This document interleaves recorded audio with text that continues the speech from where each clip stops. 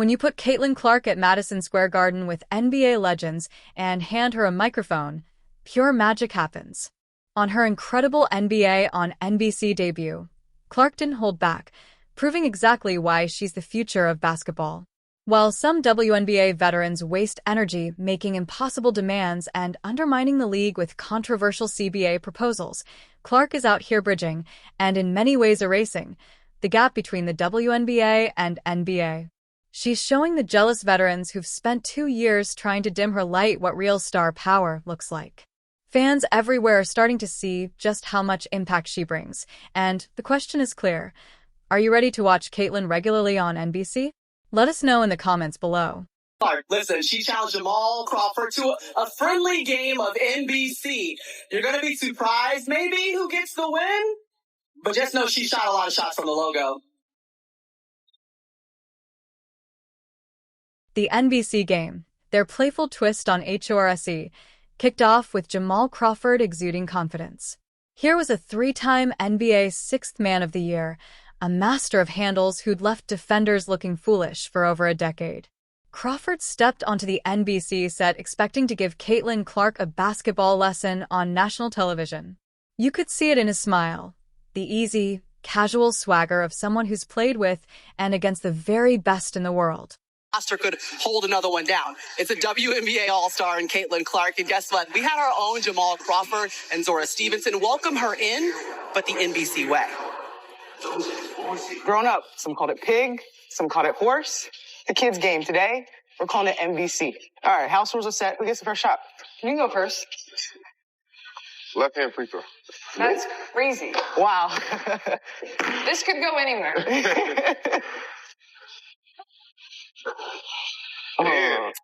Clark stepped up to take her first shot, fully aware that millions of eyes were on her. One bad miss, and the internet would have a meme by morning. The pressure was intense. This wasn't Iowa's Carver Hawkeye Arena, where every fan cheered for her, nor was it Gainbridge Fieldhouse, where Fever fans chanted her name. This was live national television, with NBA legends scrutinizing every move she made. Put on the line. There we go. Cash. Nope. In it. Zora is that.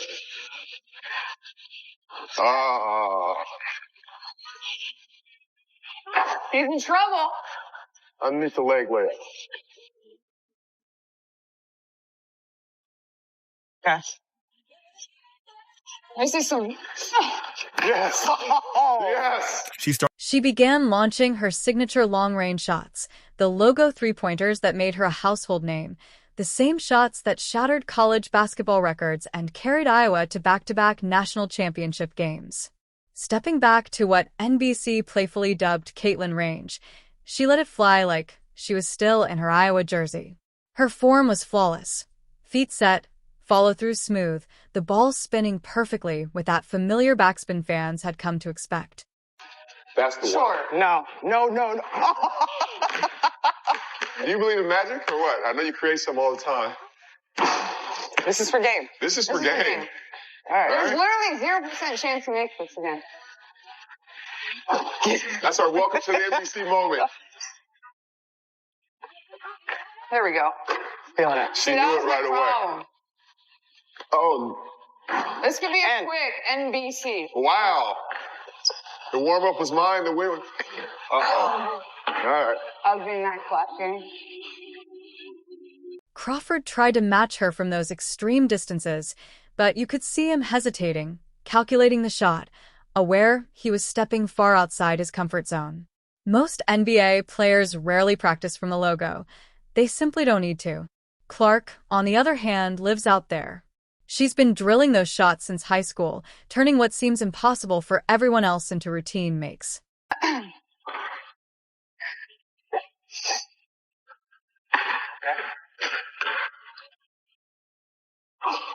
In. Guess what? In a game, that would still count for a point. It so I don't would. care. It absolutely would. Can you get this out the net? Now he's talking junk. Uh-oh. Okay.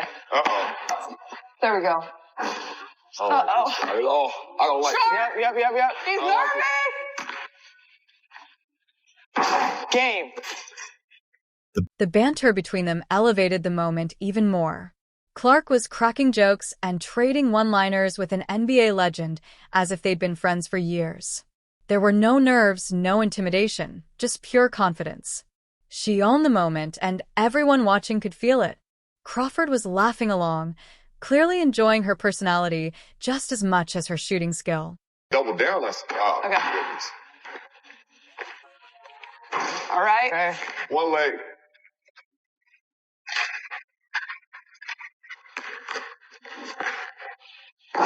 Tie game. In it. Short. Yeah, all right. Shortly good. Yeah, you're all right. And B. That looks good too. All right. Okay. Okay, well, here comes B. All right. All right. B, here we go. Crawford kept trying to match her, but it quickly became clear to everyone watching that Clark was in a league of her own. Shots from half-court looked routine, and logo three-pointers were automatic. She was playing a different game entirely, operating from ranges that seemed impossible for anyone else on the court.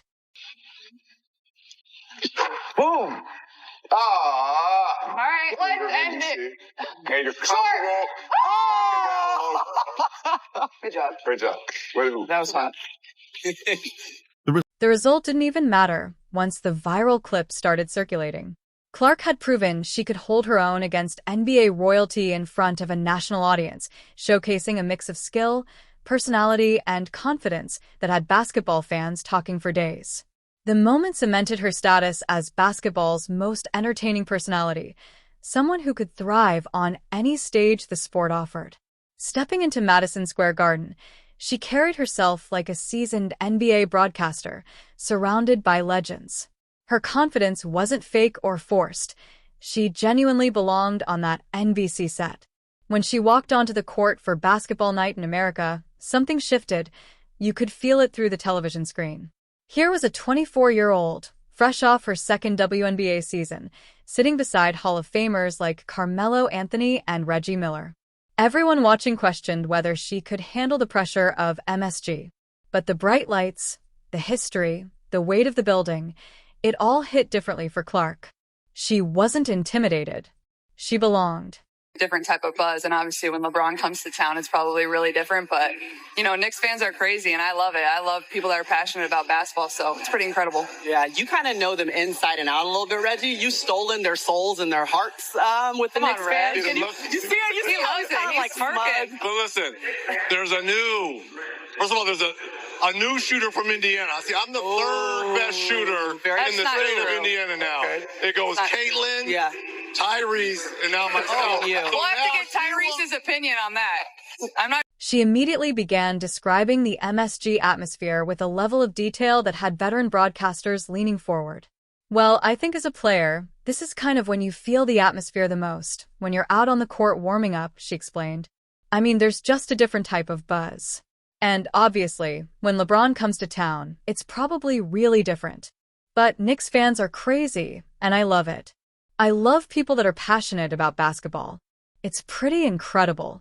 The way she broke down what made the arena special showed that she understood basketball on every level.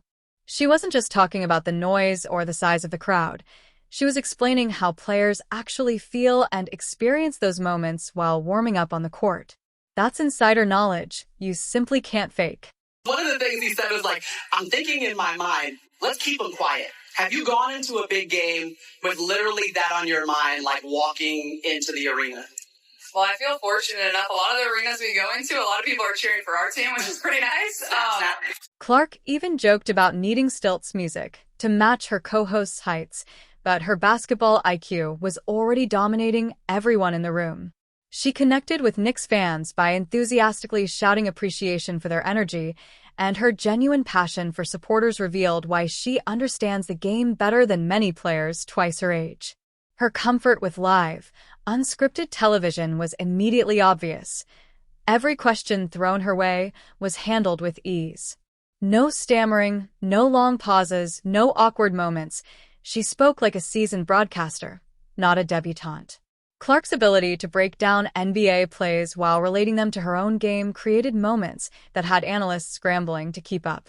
When LeBron James attempted a logo 3 during the game, the announcer quipped, "Caitlin Clark's in the house tonight, so he might as well try a logo 3, right?"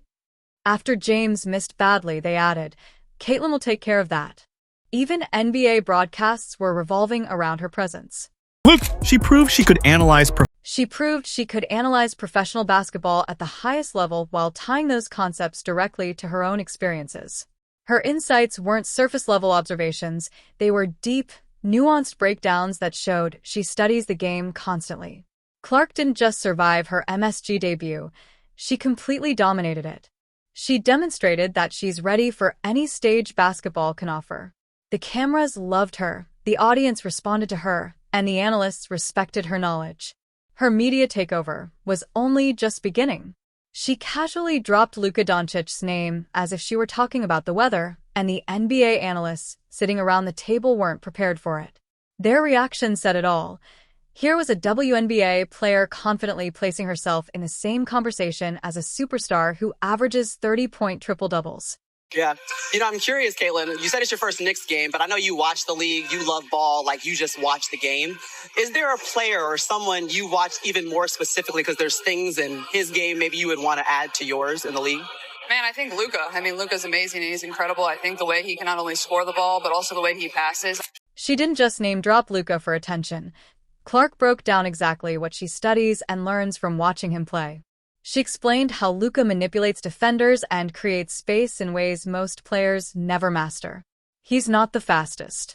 He's not the most athletic, she said, but he can get his defender to move exactly where he wants, and he takes up that space. He does a really good job of either keeping the defender behind him or keeping him to the side. Clark's analysis went far deeper than surface-level observations. She even admitted her own weaknesses and explained how Luka's approach could help her improve. "I think that's something I can certainly learn from. I always kind of want to run away from the defense rather than absorbing the contact and taking up the space they give me." That level of insight? That's elite-level self-awareness. I think the thing about him is he's not the fastest, he's not the most athletic, but he can get his defender to move where he wants him to go, and he takes up that space, and he does a really good job of either keeping the defender behind him or keeping him to the side. So I think that's something I can certainly learn from. I always kind of want to run away from the defense rather than absorbing the contact and taking up the space that they give me. So I think obviously he's pretty incredible. He averages a 30-point triple-double. So he makes it look pretty easy, but I can promise you it's not that easy. Yeah, he is. Her breakdown of Luka's step-back, music, technique demonstrated that she studies basketball at a level few players ever reach. Clark praised his all-around impact, calling him amazing and incredible, while highlighting his dual threat as both scorer and passer. She even referenced his statistical dominance, noting that he averages something like a 30-point triple-double, all while making it look effortless. Carmelo Anthony jumped in with his own comparison. "It would be Luka for me. The way you're able to play in the open court, to see the vision, to be able to shoot at the drop of a dime, to pull up across half court, you keep the defensive thinking every single time, not knowing what you want to do." Even NBA legends were nodding along, connecting the dots between Clark's game and Luka's brilliance. What about you, Melo? To me, she nailed it. It would be Luka for me. The way that you're able to play in that open court, to see the vision that you have, to be able to shoot at the drop of a dime, to be able to pull up across half court. You keep the defensive thinking every single time, not knowing what you're going to do. And again, you have that too, and that pick and roll, keeping them in jail, and then understanding how to operate out of that. Not always, Melo. You have it. You have it. So I would agree with her and say Luka. Yeah, okay. The similarities became clear once Clark broke them down. Both she and Luka control tempo through basketball IQ rather than pure athleticism, elevate their teammates with creative passing, and can pull up from anywhere on the court without warning. They manipulate defenses through positioning and court vision. Clark's confidence in comparing herself to an NBA All-Star wasn't arrogance. It was a factual reflection of how she approaches the game. Her strategic thinking mirrors Luka's methods, relying on skill and intelligence over sheer physical gifts. Luka himself has even called Clark the woman Steph Curry, and the mutual respect between these elite players, music, highlights that Clark operates on a different level than typical WNBA comparisons. Year 3, the evolution of Caitlin Clark's game is what? It's funny because I was just looking back at some old videos from when I was at Iowa, and like I can just tell how much my body's changed, but I think in a good way. Like you have to be stronger. It's a much more physical league. So I think that, and then obviously I only appeared in 13 games last year. So more than anything, I'm just itching to get back out on the court and kind of feel like myself again. And I've been putting in a lot of hard work, and I got USA basketball coming up. So looking forward to that too. Yeah, I was happy to see you. Yes, sir, Reg. Reg knows. You get a couple Indiana people together, and then Listen, you know they understood what was happening to them. Right. They understood who to bring to the desk. By citing Luka as her inspiration, Clark proved she isn't just playing women's basketball, she's playing the game at the highest possible level. The basketball world finally saw that she recognizes no ceiling for her abilities. She studies the best players on the planet and adapts their techniques seamlessly into her own style.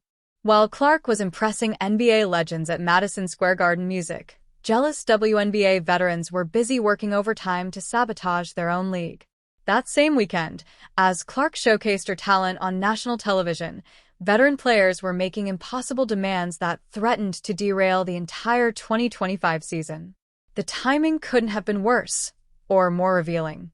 Welcome to the team, Caitlin Clark. Yes. First time in MSG for a Knicks game, so it's pretty cool. I know, it's our first Knicks game, first time feeling the atmosphere. We got to get you to play on this court one day. We have to talk to Adam about that. Can we make it mellow? Honestly, if there's someone Even if it's a preseason game, we got to get it done. I don't think the Liberty will want to move a game over here, but we'll play anybody. It'll be fun. Yeah. These players spent 2 years doing everything they could to erase Clark's impact. They fouled her harder than necessary, dismissed her achievements, complained about new fans, and acted like she was ruining their precious little club, when in reality, she was the one saving it from irrelevance. Now, rather than acknowledge that Clark is the reason anyone cares about women's basketball again, they're willing to jeopardize the entire league. The WNBA Players Association negotiations reveal just how disconnected these veterans are from reality music. They're demanding 30% of gross revenue, even though the league barely turns a profit. Most WNBA teams operate at a loss each year, and the league survives largely because NBA owners subsidize it, music out of goodwill. Yet these players want to negotiate as if they're LeBron James, while playing in half-empty arenas that Clark single-handedly filled. Our CBA is so dumb right now that like it's heading towards lockout. So no progress. No. Like just nothing. Honestly, nothing. We get like weekly emails from the PA side of things, and it's just so dumb. Yeah. Dumb. The conflict of interest gets even worse when you dig deeper. Veterans like Breanna Stewart and Nafisa Collier own stakes in rival leagues while pretending to negotiate in good faith for the WNBA. They're literally competing against their own employers. How can they genuinely fight for the league's future when they have a financial interest in alternative basketball ventures? Their public statements expose the jealousy that's been eating them alive since Clark arrived. They attack new fans for not knowing enough basketball history, dismiss Clark's record-breaking achievements as mere media hype, and act as if the surge in attention and revenue happened by accident. The old guard simply refuses to acknowledge that one player, Caitlin Clark, changed everything for their sport. Some of the rhetoric I've heard from their side has been a little bit troublesome. You know, like when a deal is presented, that's over $1 million, max salary and revenue share, it's called a slap in the face. Like use different words. And I'm worried that the players, might be getting to a point where they might be losing some of the support from the public. The players just need to be a little bit more careful with how they're articulating things, because if you're working whatever job, a max salary of 1.2 million, average salary of 500,000. If you don't think it's fair, that's fine, but don't call it a slap in the face. Clark's approach to negotiations couldn't be more different from the veterans' destructive tactics. She talks about wanting to play, about hoping everyone can reach an agreement. She doesn't make threats or ultimatums, and she doesn't attack the owners or the league structure. Clark behaves like someone who genuinely wants the WNBA to succeed, music, not someone trying to burn it down. Meanwhile, the veterans' sabotage campaign exposes them as the real threat to the league's growth. They had decades to build the WNBA into something special, and they failed. Clark achieved more in just 2 seasons than they managed in their entire careers. Now, their egos can't handle being overshadowed, so they try to tear down what she built. Fans are choosing sides, and it's not even close. They support the player who actually grows the game, not the ones trying to destroy it. Clark represents the future, while the jealous veterans embody everything wrong with the WNBA's past. God gave you a person, and now you're rejecting it. Y'all should be like Caesar. I appreciate you, Caitlin. Thank you. I can eat a little bit better. She got paid this. She get a signature shoe. Hey, I'm a 2-time MVP. I'm a champion. The fact that there's this much animosity about the person that's feeding you. And I'm going to say it just like she's feeding y'all. Yes. Doors that y'all didn't do. So to be honest, shut up. Because y'all couldn't do it. Just accept it and benefit. Be happy. Clark's success on NBC perfectly illustrates what the WNBA could become if the jealous veterans stopped sabotaging their own league. While the old guard fights to protect a system that barely mattered before Clark arrived, she's actively building the future of basketball media. Her natural ability on television opens doors that could completely transform how the WNBA reaches new audiences and grows its brand. Clark's crossover appeal between WNBA and NBA fans creates opportunities the league never had before her arrival, bringing millions of new viewers who discovered women's basketball through her college career and rookie season. These fans follow her everywhere, from Fever games to NBC broadcasts to social media posts. The league has never had a player capable of drawing NBA-level attention like this.